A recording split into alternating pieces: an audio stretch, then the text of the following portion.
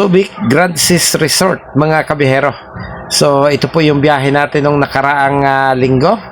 At ito po ay nasa gilid lamang po ng highway sa Barangay Barito 1, sako po ng Olongapo City, mga kabihero. So pagka-parking po natin ng bus, kinunan ko po itong gawing labas para maipakita ko po sa inyo yung lugar. At mula dito ay papasok po tayo unti-unti hanggang sa makarating po tayo doon sa kanilang beach area, mga kabihero. So sa gawing kaliwa, ayan po yung kanilang parking.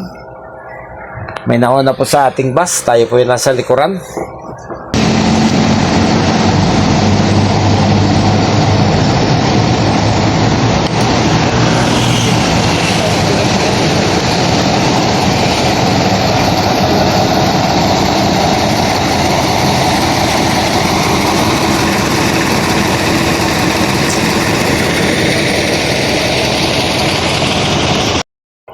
At yan po naman building na yan na nasa gawing kanan po natin. Pag tayo po ay papasok, nandiyan po matatagpuan yung kanila pong front desk at reception area para sa mga booking sa paggamit po nitong mga facilities dito.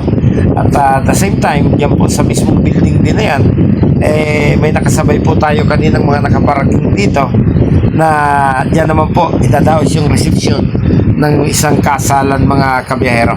So yan nasa unahan po natin, ayan naman po yung pinakang mga hotel rooms nila, mga kabiyahero.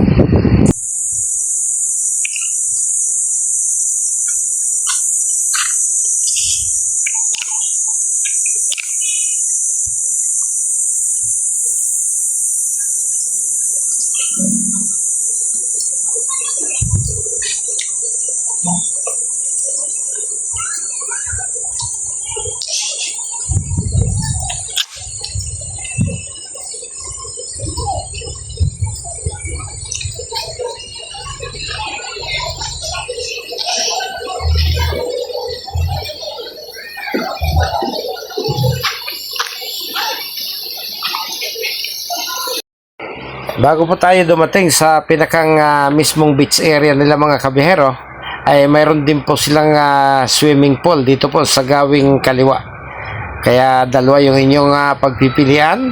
Pwedeng gumamit ng swimming pool or pwede kayong gumamit mismo nung kanila pong dagat, mga kabihero.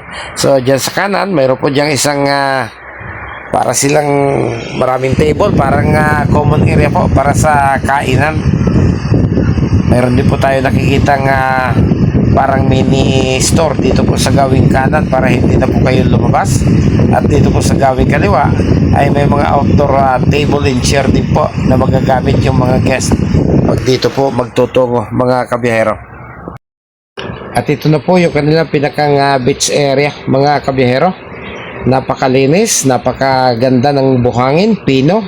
At mukhang maayos ang pag-maintain. Wala po tayo nakikitang nakakalat na mga basura, unlike sa ibang resort na ating napupuntahan, na pati ang mga balat ng pinagkainan ng kung ano-ano, kuminsan may mga plastic bottle. So dito po ay well maintained at napakalinis. Ayan, makikita niyo po naman. Ayan, nakikita po natin, yan po yung karagatan ng Subic Bay Freeport mismo. So yung Subic Bay Freeport ay iba po yan sa Municipality of Subic, mga kabiyahero. Kung inyo pong mapapansin, napaka-strategic, kaya siguro nanatili po ng matagal na panahon ang mga pwersang Amerikano dito. Dahil kung may kalaban po at gagamit ng barko, ay hindi ho basta-basta makakapasok, dahil para po siyang may mga bundok na nakatanod doon sa bukana bago po makapasok nung mismong Subic Bay Naval Base nung panahon po ng pwersang Amerikano. Napakalinis at napakapinong buhanginan, napakakalmadong dagat. Ayan, may nakikita po tayo nag speedboat ba yan o banana boat? Hindi natin alam yan.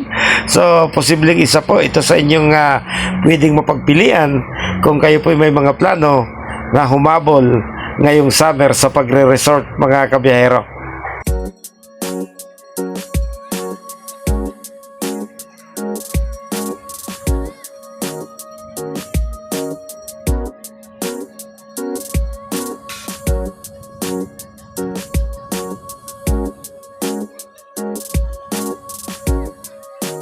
Bye.